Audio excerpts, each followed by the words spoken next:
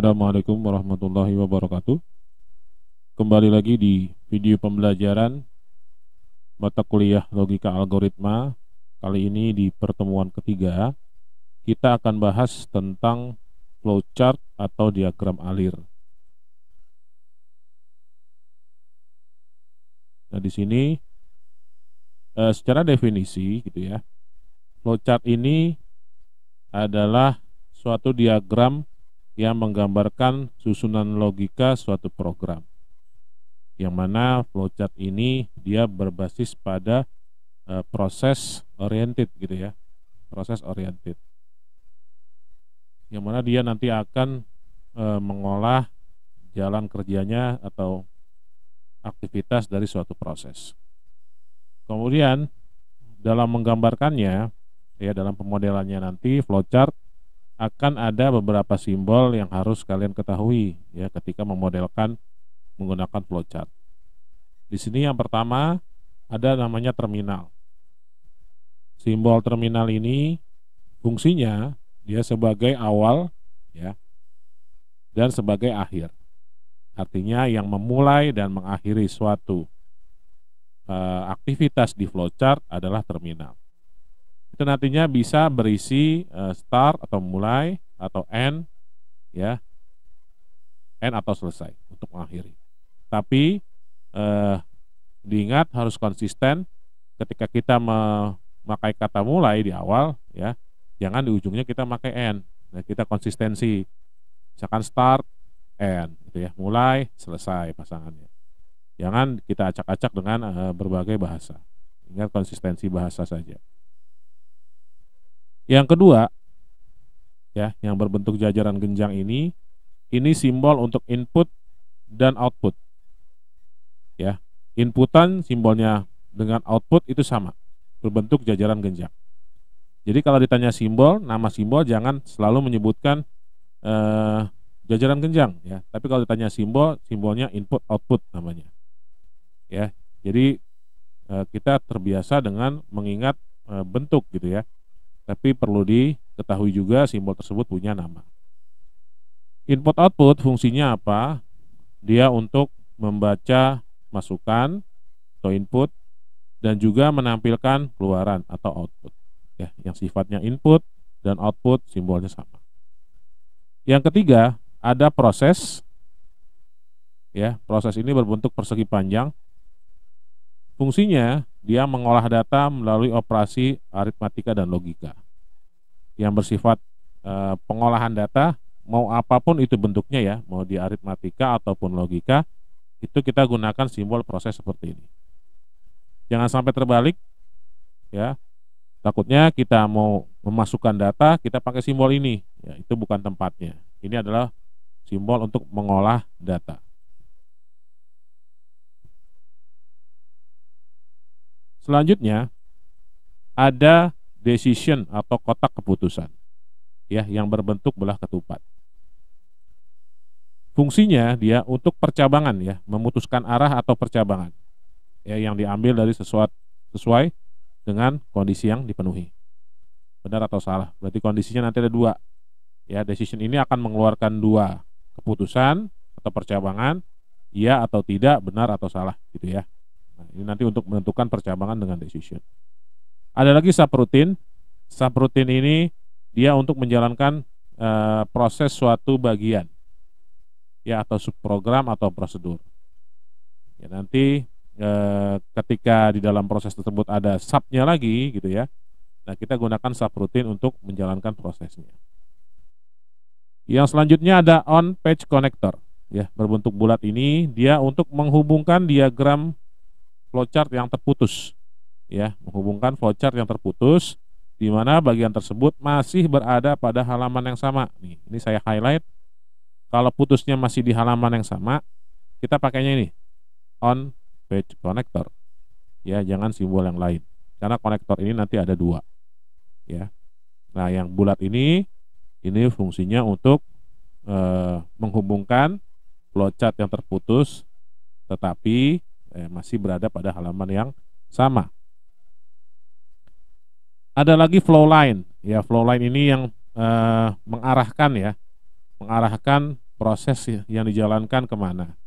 Ya, penghubung antar simbol, ya, ini flow line. Tapi panah ini juga punya arti, dia mengarahkan gitu ya, mau kemana setelah A mau ke B, ya diarahkan dengan flow line gitu ya, itu contohnya. Ada lagi off page connector, ya, off page connector ini ya lawan dari on page connector yang tadi, ya sama-sama menghubungkan fungsinya, menghubungkan flowchart yang terputus, tapi dia fungsinya bertugas di halaman lain. Jadi kalau terputusnya ada di halaman lain, nah, mau disambungkan, kita pakai off page connector. Ya, simbolnya ini. Jangan terbalik ya. Ada lagi preparation. Preparation itu untuk pemberian harga awal atau nilai awal. Jadi kalau kondisinya nanti di aktivitas atau prosesnya ada memberikan nilai awal, ya misalkan nilainya berapa sebelum diproses, nah gunakan preparation ya simbolnya. Kemudian pada dasarnya program ini umumnya kan mencakup 3 bagian gitu ya. Ada input, ada proses, ada output gitu ya. Secara garis besar. Ya, umumnya nomor 1 ini input, nomor 2 proses, nomor 3 output. Yang mana input itu pembacaan atau pemasukan data ke dalam komputer gitu ya. Proses dia komputasi atau perhitungan terhadap data tersebut. Yang ketiga, output ya, mengeluarkan, mencetak atau menampilkan hasil dari proses. Jangan sampai kita input ya, tidak ada proses tapi meminta output, ya nggak bisa juga. Ya, ataupun nggak diinput, melakukan proses, atau minta output. Ya, ada istilah yang menyebutkan kalau tidak ada inputan gitu ya, kita tidak menginput, tetapi ada proses, lalu keluar hasil. Nah, itu namanya miracle. Ya, miracle itu adalah tidak ada input, tapi proses berjalan, ya atau komputasi berjalan, dan outputnya ada. Nah, itu namanya miracle. Kebalikannya, kita input, proses dilakukan tapi outputnya nggak ada ya, tapi nggak menampilkan hasil gitu ya, outputnya nggak ada, itu namanya black hole gitu ya. Itu istilah di bagian untuk input, proses, dan output. Selanjutnya, flowchart sendiri punya struktur ya. Yang pertama ada struktur sequence atau struktur sederhana atau struktur yang berurut. Ya, dia digunakan untuk program yang instruksinya sekuensial atau urutan gitu ya. Jadi yang sifatnya urutan pakai struktur sequence. Bentuk dasarnya, ya kalau dibilangin struktur itu skemanya ya. Bentuk dasarnya seperti ini skemanya. Ya, mulai input, proses, output, selesai gitu ya. Nah, ini skemanya. Contohnya gitu ya. Start, masukkan alas. Nah, ini untuk mencari luas segitiga ya. Masukkan alas. Nah, berapa nilainya yang mau dimasukkan? Yang perlu diingat juga, kalau ada kata masukkan alas di flowchart itu berarti nilainya nanti bebas ya. Berarti proses tersebut dia memasukkan nilai sesuai dengan variabel alas. Mau 8, mau 5, mau 7 gitu ya. Nah, di prosesnya gitu. Bukan berarti nanti di sini kalian tulis masukkan alas 8. Kalau masukkan alasnya 8, berarti nanti nilai 5, 7 dan seterusnya nggak bisa kalian masukkan. Gitu ya. Artinya kalian sudah mengasih nilai alasnya itu tetapan atau konstanta. Tapi kalau dia variabel ya yang nilainya bisa berubah. Kita masukkan berapa? Jangan pernah di flowchartnya ini masukkan alas sama dengan berapa, tidak usah. Langsung masukkan alas. Artinya nilai alasnya itu nanti di input. Gitu ya, di program. Setelah alas, masukkan tinggi. Ya, selanjutnya inputnya sudah, sekarang prosesnya. Ya, simbol proses masuk, luas sama dengan alas kali tinggi bagi 2.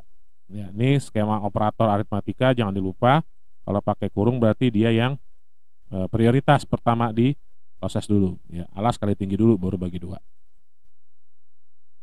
Kemudian, kalau luasnya sudah, berarti cetak gitu ya, prosesnya kan sudah. Jangan lupa di cetak atau output ya, cetak luas. Dan biasakan flowchart ini harus ada endingnya, ya, selesainya. Jangan sampai kalian mencetak tapi tidak berhenti flowchart tersebut. Ya, terakhir adalah stop. Nah, ini contoh untuk struktur sequence. Nah, kemudian ada di sini ada algoritma sequence yang pertama. Perlu kita pahami algoritma sequence. Ini ada notasi pemberi nilai ini. Algoritma sequence ada A dan B, ya. Ada A dan B, kemudian nilai A diberi nilai 10. Ya, sini penjelasannya mula-mula variabel A diberi nilai 10. Kemudian A sama dengan 2 dikali A. Berarti nilai A ini akan update nih. 2 dikali A, berarti nilai A akan berubah menjadi 2 kali lipat sebelumnya. Jadi 20 di sini. B, ya, B diberi nilai dari A. Nah, A di sini kan ada 2, ada A10, ada A20. Yang dikasih yang mana nilainya? Nah, nilai yang terbaru, ya, nilai yang terupdate. Bahwa A10 ini tadi sudah berubah menjadi 2 kali A. Berarti B-nya menjadi 20, ya. Di sini penjelasannya, tuh, kalian bisa lihat. Kemudian B nilainya adalah 20, gitu ya. Write B itu cetak. Nah, ini input, proses, ini output, gitu ya. B-nya dikasih A. Ini outputnya write B. Berarti nilai B-nya menjadi 20 ya, bukan 10 karena A-nya sudah 2 kali A. Kemudian algoritma sequence yang kedua.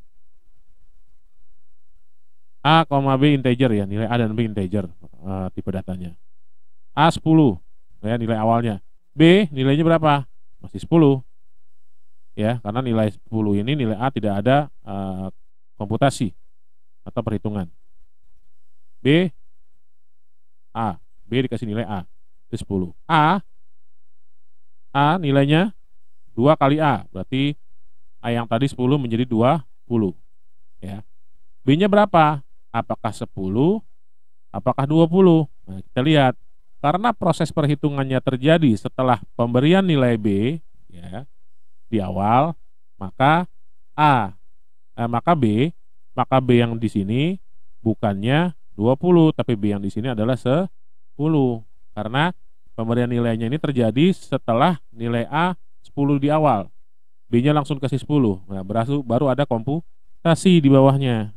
Nah, dia tidak mempengaruhi nilai B yang ada di atas. Bahwa A20 itu terjadi setelah pemberian nilai B. Nah, kemudian bisa kita juga menggunakan tabel. Nah, tabel penyimpanan nih.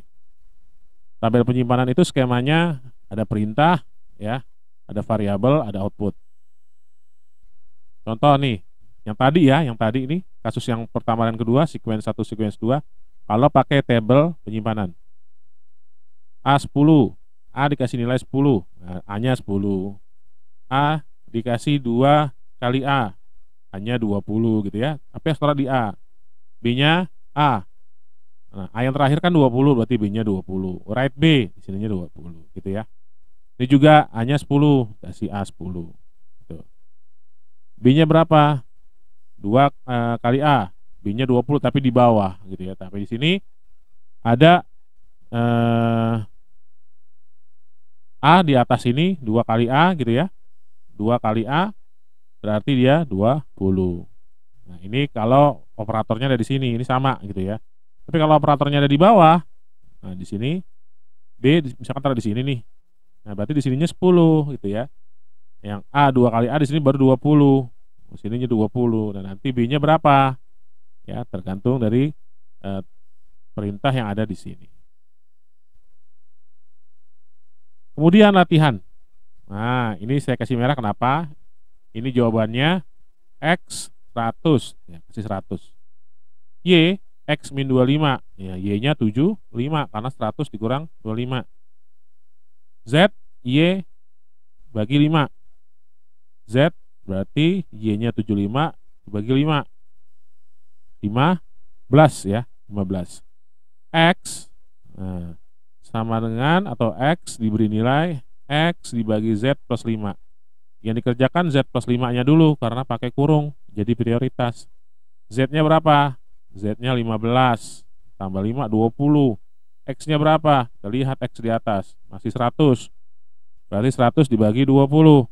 Hasilnya X-nya 5. Gitu ya. Nah, outputnya write X, Y, Z. X-nya 5. Ya. Y-nya 75. Nih. Z-nya 15. Maka outputnya 5,75,15. Selanjutnya, di sini kita bahas tentang menjumlahkan dua bilangan positif. Di sini ada algoritmanya, bagaimana nanti flowchartnya itu akan terbentuk gitu ya. Algoritmanya di sini ada 4. Pertama ada masukkan bilangan A, lalu masukkan bilangan B, jumlahkan bilangan A dan B, dan yang terakhir cetak hasil jumlahnya. Nah, ini untuk algoritmanya, bagaimana ketika nanti dimasukkan ke dalam flowchart. Perhatikan di sini sebelah kanan. Di pertama masukkan dulu simbol terminalnya. Ya. Mulai. Setelah itu baru kita masuk ke algoritmanya, masukkan bilangan A. Nah, di sini input A. Ya, perhatikan juga simbolnya bagaimana untuk input. Lalu ada lagi input B, masukkan bilangan B ya, sesuai dengan algoritmanya. Yang ketiga, jumlahkan bilangan A dan B, berarti simbolnya proses. Pakai variabel jumlah ya. Jumlah sama dengan A plus B. Yang terakhir, cetak hasil jumlahnya. Perhatikan lagi simbolnya untuk output. Nah, di sini menggunakan labelnya cetak jumlah ya, hasil dari yang ada di sini. Diperhatikan juga ketika nanti diproses kalian manggilnya di sini jumlah ya. Jumlah sama dengan A plus B gitu ya. Tahu-tahu di sini cetak JML, itu nggak sinkron gitu ya, nggak sama variabelnya. Kalau pakai variabel ketika dipakai itu ya itu, jangan dirubah-rubah. Artinya konsisten gitu ya. Kalau di atasnya jumlah berarti di bawahnya juga jumlah. Cetak jumlah. Lalu selesai. Nah, ini contoh flowchart untuk menjumlahkan dua bilangan positif. Struktur selanjutnya ya, setelah sequence ada struktur branching atau percabangan. Ya, flowchart ini digunakan untuk pemilihan atau penyeleksian kondisi. Ya, contohnya menentukan bilangan genap atau ganjil nanti. Nah, ini strukturnya ya. Struktur flowchart branching itu identik dengan decision. Ya, ciri khasnya flowchart branching adalah decision atau simbol ini. Nah, itu masuk ke struktur branching. Bagaimana contohnya penerapannya? Nah, di sini menentukan bilangan genap atau ganjil. Algoritmanya, masukkan sebuah bilangan. Berarti kalau sebuah bilangan bebas, kita mau masukin 1, mau masukin 2 gitu ya. Mau masukin 3. Bagi bilangan tersebut dengan 2. Lalu algoritma ketiga, jika sisa pembagian atau modulusnya 0, maka bilangan tersebut adalah bilangan genap. Jika sisa pembagiannya 1, maka bilangan tersebut adalah bilangan ganjil. Oke, mulai di sini pertama. Baru masuk ke algoritma. Masukkan bilangan bulat, ya, sebuah bilangan atau bilangan bulat. Bagi bilangan tersebut dengan 2. Nah, proses nih, bilangan dibagi 2 dengan operasi sisa bagi atau modulus.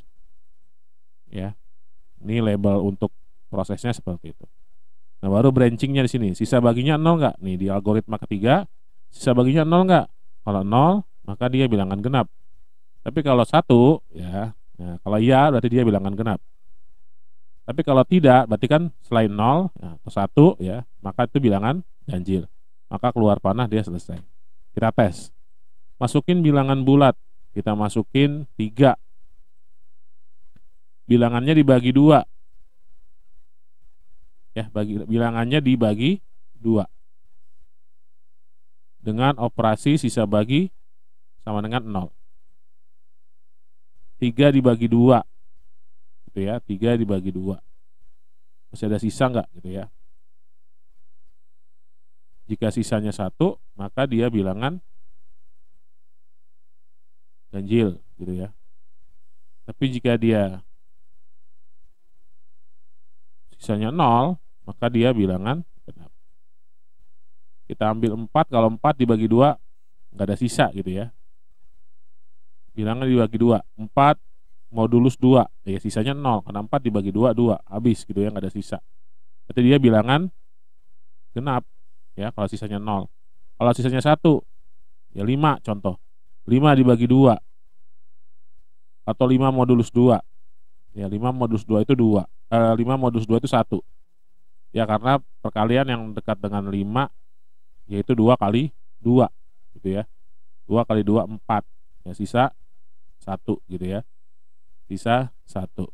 Berarti dia bilangan ganjil, gitu ya, kalau sisa 1.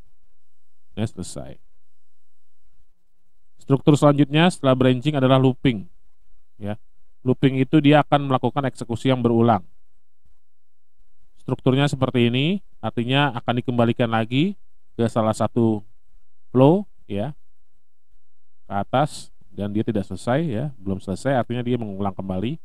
Nah, contohnya di sini dia dikasih bilangan preparation nih, nilainya adalah 1. Ya, bilangan ini 1. Bilangan lebih kecil 10 enggak? Nah, ini berarti dia akan menyeleksi kondisi. Diulang-ulang nih. Bilangan sama dengan 1. Tes, bilangan lebih kecil 10 enggak? 1 lebih kecil 10. Ya, di sini diseleksi. Kalau iya, cetak bilangan. Berarti 1. Nah, saya ilustrasikan dengan catatan kayak gini. Pertama 1. Ya. Kondisinya 1 lebih kecil 10 enggak? Ya, gitu kan ya.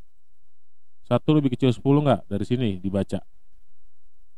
Kalau ya, nah, kalau ya, maka dia cetak bilangan. Nah, cetak bilangan 1. Cetak bilangan. Terus bilangan sama dengan bill, ya, bill sama dengan bill plus 1. Nah, berarti kondisinya proses 1 ini dikondisikan berarti 1 plus 1, gitu ya. Naik lagi ke atas. Nah, berarti di sini ada 2, gitu ya. 2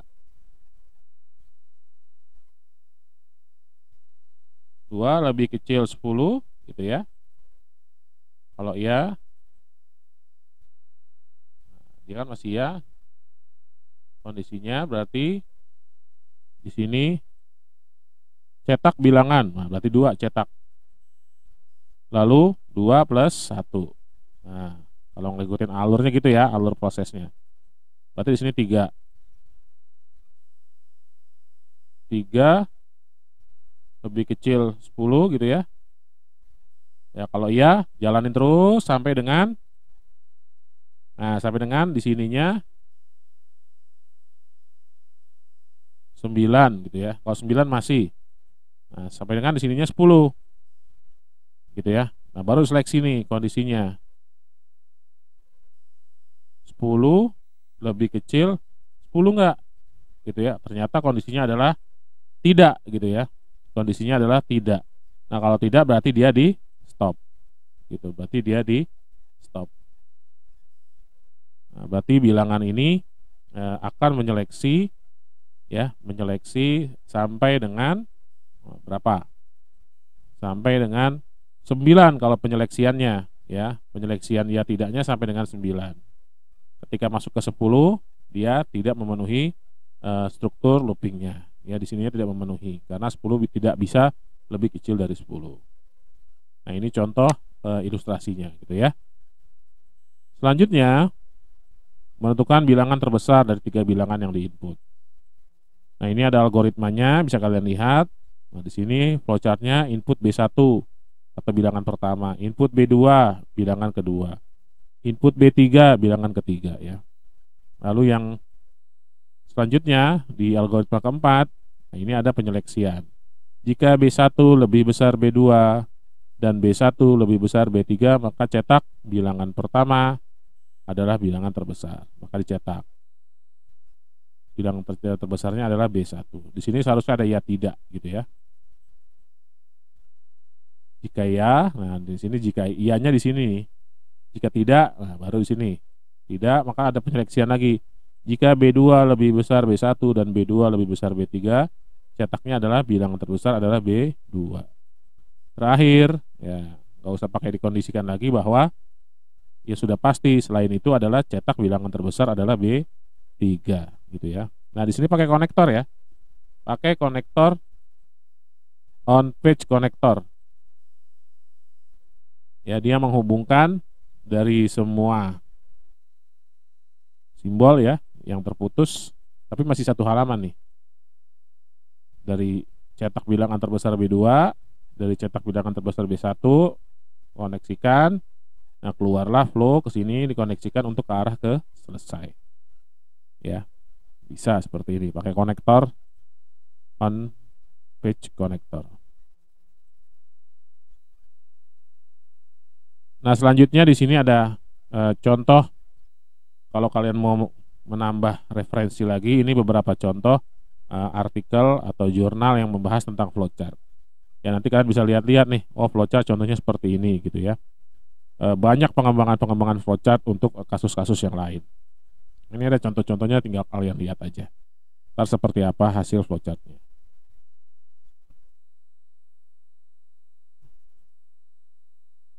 Nah, ini juga sama ya. Nanti kalian bisa buat flowchart nih dari sini. Ya, studi kasus ini kalian bisa lihat membuat flowchartnya di sini. Atau misalkan jika di sini tidak ada flowchartnya, kalian bisa jadikan studi kasus gitu ya. Oh, buat flowchartnya kayak gini. Flowchart itu intinya gini. Kalau mau bisa flowchart, intinya satu, sering berlatih. Kalau kalian cuma ngandelin baca dan tidak berlatih, percuma di flowchart itu. Karena flowchart ini adalah proses oriented. Ya, yang mana prosesnya ini harus kita gambarkan lewat diagram. Ya, tidak bisa dihayalkan saja gitu ya. Nah, ini adalah latihan 1, kita bahas. Diberikan flowchart sebagai berikut. Jika ada input grossnya 10, maka hasil cetak berapa gitu ya. Start, input gross, di sini berarti 10 inputnya. Buah sama dengan gross kali 1,44 atau gross ya. Buah sama dengan gross dikali 144. Cetak buah, hasilnya di sini berarti grossnya itu 10 dikali 144. Ya, berarti 1440 ya. Hasil yang tercetak adalah 1440. Yang kedua, flowchart sebagai berikut, R-nya 20, maka nilai yang tercetak pada variabel kel adalah, ya kita lihat di sini, ini untuk lingkaran ya, P, ya preparation ini berarti pemberian nilai awal, ada variabel dengan nama P nilainya 3,14, ini berarti konstanta, ya 3,14, input R-nya 20 yang diinput, kelnya 2 dikali 3,14 dikali 20 ya, 2 dikali 3,14 ya, pi-nya dikali 20, maka hasilnya sama dengan 125,6 ya, 125,6 ya kan, karena 2 dikali 3,14 ya dikali 20. Cetak kelnya itu berarti nilainya nanti 125,6. Kemudian bilangan 0. Hasilnya berapa yang tercetak? 0 berarti di sini ada penyeleksian bilangan lebih kecil dari 12 enggak?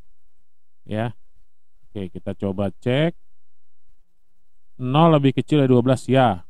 Nah, jika ya, bilangan sama dengan bilangan plus 4. Nah, cetak bilangan. Berarti yang dicetak pertama adalah 4 ya, karena 0 di sini masuk ke seleksi, ya berarti di sini bilangan plus 4, 0 plus 4. Cetak bilangan, berarti 4 yang pertama. Naik lagi yang kedua, 4 lebih kecil 12, masih kondisinya ya. Ya, tambah 4 lagi 8 berarti. Ya. 4 tambah 4 lagi 8. Cetak bilangan, berarti yang tercetak yang tercetak di sini 8 yang kedua. 8 naikin lagi ke sini. 8 lebih kecil 12, iya. Nah, masih masuk ya, masih masuk kategori. 8 lebih kecil dari 12. Masukin kategori ya, bilangan sama dengan bilangan plus 4. Nah, di sini cetak bilangan 12. Nah, cetak lagi 12. Naikin ke atas, 12 lebih kecil dari 12, tidak, nggak bisa diproses lagi. Berarti seleksinya terakhir adalah N atau selesai. Gitu ya cara ngebacanya. Berarti yang tercetak bilangannya adalah 4, 8, dan 12. Diberikan flowchart sebagai berikut, di input 80 nilainya, maka keterangan tercetak kita masukin. Ini input nilai, berarti 80 nih yang akan diproses. Nilai lebih besar 70, 80 lebih besar dari 70 ya, masuk kategori iya. Nah, maka keterangannya lulus. Maka di sini cetak keterangan. Jika tidak, Anda her. Berarti akan tercetak karena nilainya 80 adalah Anda lulus gitu ya. Keterangan yang tercetak nih. Patokannya ini, cetak keterangan. Nah, Anda lulus. Latihan 5 ya.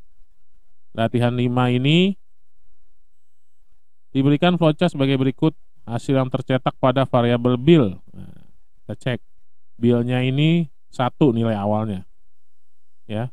Bilangan lebih besar, bilangan lebih kecil 10, iya, cetak bilangan. Nah, 1. Oke. Bil sama dengan bil plus 1, 2. Ya, terus 2 masih masuk kategori, iya. Terus sampai 9 lebih kecil 10, cetak lagi. Nah, bil sama dengan bil plus 1, di sini 10. 10 lebih kecil 10, enggak, berarti enggak bisa cetak ya. Berarti tidak, langsung ke stop. Berarti yang dicetak 1 sampai 9 gitu ya. Karena seleksinya di sini bilangan lebih kecil 10. Selanjutnya di sini ada algoritma ya. Kita diminta membuat flowchart dan program Python-nya. Saya arahkan buat flowchart-nya gitu ya.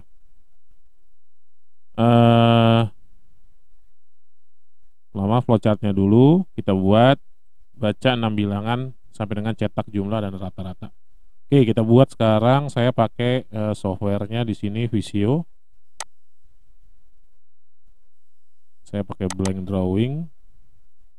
Lalu shape-nya di sini saya ambil flowchart ya. Yang basic flowchart. Nah, kita masukkan dulu terminalnya. Nah, di sini di zoom saja ya. Area kerjanya bisa 100%. Ini masukkan terminalnya. Ketik mulai. Oke, kalau sudah, yang kedua sesuai dengan algoritma adalah 6 bilangan A, B, C, D, E, F. Berarti input ya. Kita masukkan simbolnya dulu. Lalu kita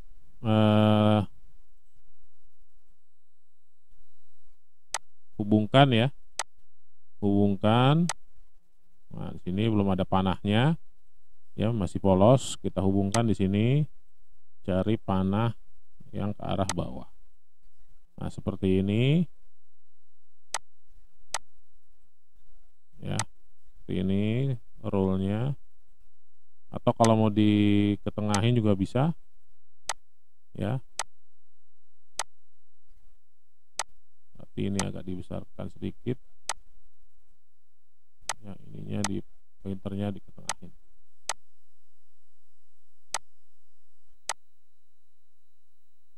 Mulai seperti ini. Kemudian input nilai A. Ya. Input nilai A. Nah, kalau sudah, teruskan sampai F gitu ya.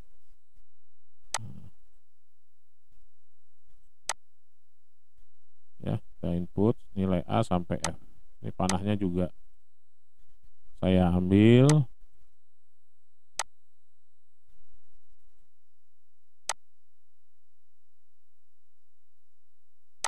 Input nilai B.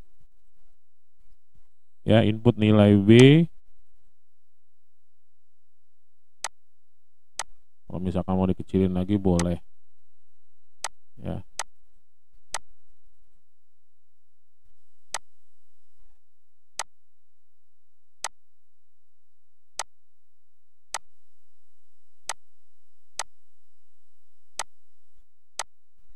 Panahnya mau dikecilin, nah boleh seperti ini.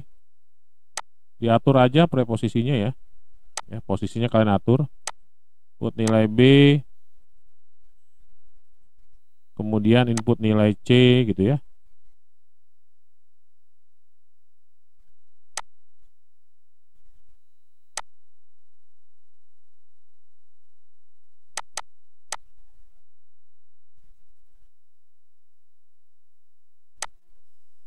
Saya atur dulu sampai F ya.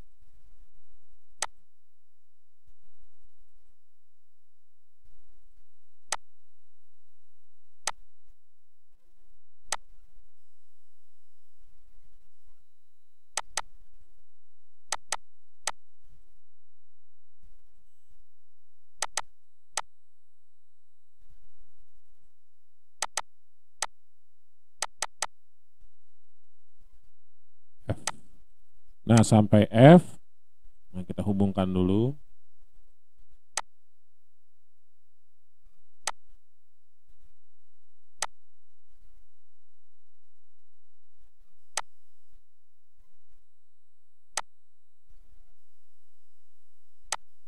Nah, sudah sampai F. Kita lihat lagi logikanya. Hitung jumlah sama dengan A plus B, C, D, E, F. Jadi jumlahin. Hitung jumlah. Nanti kita hubungkan lagi. Sini simbol proses. Jumlah sama dengan gitu ya. A plus B plus C plus D plus E dan plus F. Gitu ya. Nah.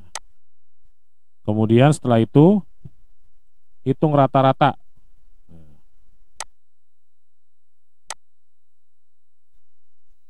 Hitung rata, saya ambil juga dari yang atas.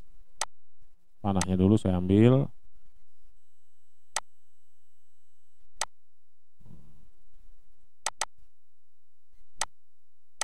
Berarti rata sama dengan ya, ini dikurung bagi 6. Ya, bagi 6. Cetak jumlah dan rata. Berarti nyetaknya barengan nih. Karena ketika dia diproses nanti outputnya biasanya tampilnya bareng. Jadi saya ambil juga dari sini. Panahnya. Baru kita pakai yang output ya.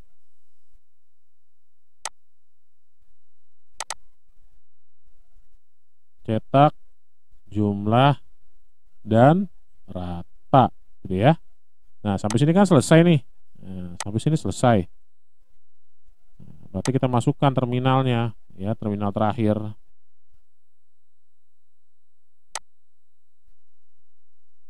Nah, sini masukin selesai. Ya, karena saya di atasnya pakai mulai. Nah, ini contoh sequence ya, berurut. Nah, kalau kalian mau pindahin ke Word ya tinggal di blok aja Ctrl A semuanya. Lalu di copy, ya kalian buka Word-nya nih. Ya, kita buka Word-nya.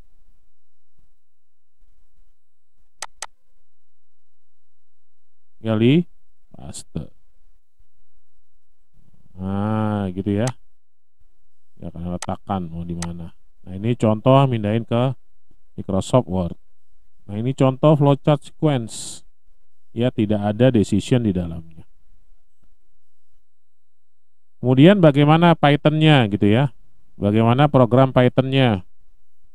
Nah, kita coba pakai Visual Studio Code.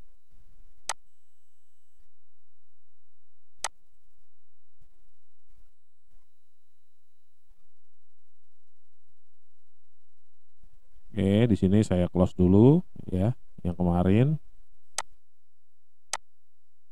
Nah, kita tambahin filenya di sini, saya namakan saja latihan 6 pertemuan 3 gitu ya, .py.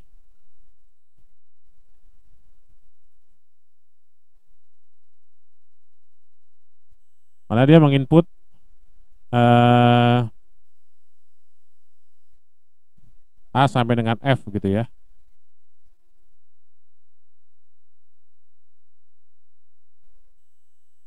Kita pakai variabel A sama dengan ya, input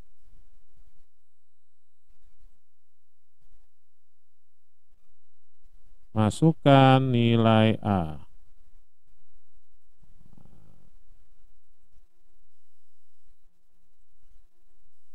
Guys. Masukkan nilai A. Saya copy saja biar cepat ya.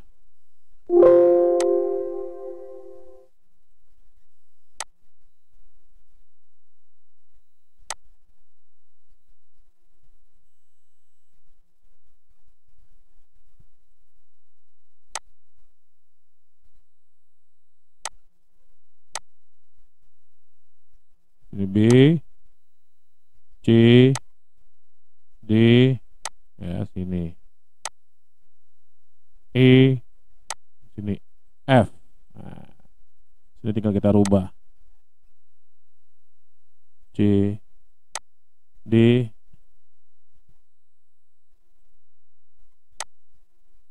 E, ya di sininya.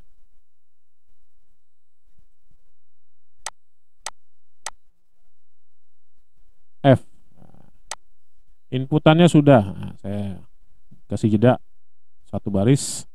Sekarang prosesnya ya, jumlah sama dengan A plus B plus C plus D plus E plus F ya, rata sama dengan oke kurung ini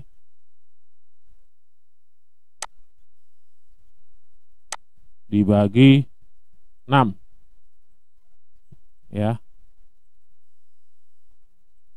Kemudian cetak gitu ya, print jumlah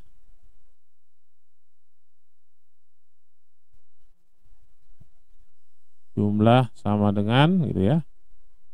Karena dia bilangan, nah saya pakainya plus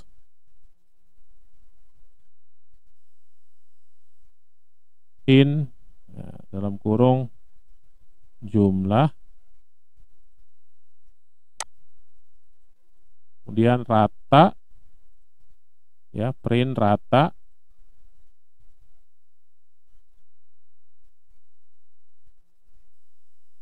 sama dengan gitu ya,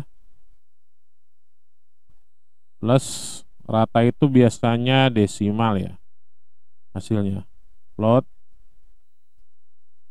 dalam kurung rata.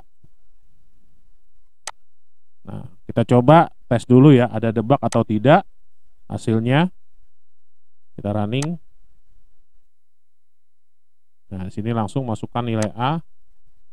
Saya masukkan 2, nilai B 3, C 4, 5, D, E 6, F 7. Kita enter.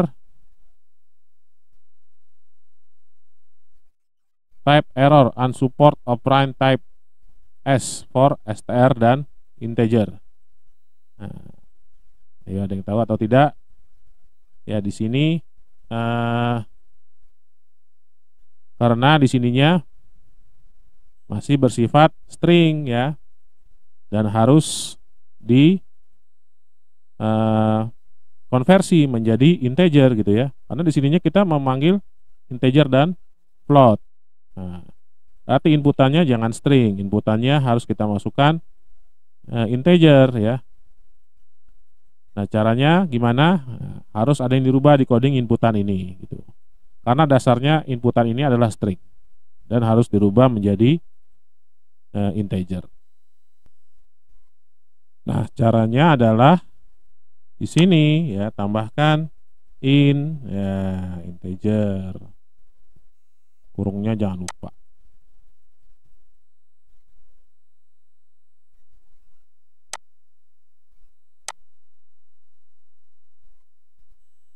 Ya, tambahkan semua di depan input karena basically kita mau menghitung bilangan gitu ya. Mau menghitung bilangan.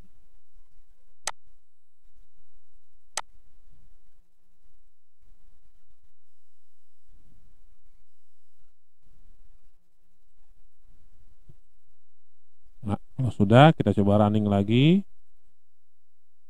Ini saya clear dulu ya biar nggak menumpuk. Clear. Nah, lalu di running nilai A 2, 3, 4, 5, 6, 7 gitu ya sampai F. Enter. Nah, ada lagi salahnya. Coba jumlah sama dengan di sini kalau kalian mau langsung gitu ya. Mau langsung bisa. Nih, ada masalah di sini. Nah, di sini kita lihat kesalahannya. Print jumlah sama dengan, nah, ayo. Ya. Pemanggilan variabel. Kalau variabelnya sudah integer di atas, berarti di sini kita langsung panggil gitu ya. Langsung panggil saja. Nah, koma jumlah di sininya juga kita tes dulu, mudah-mudahan tidak ada kesalahan. Rata gitu ya. Di sininya tidak ada problem ya. Lalu di running.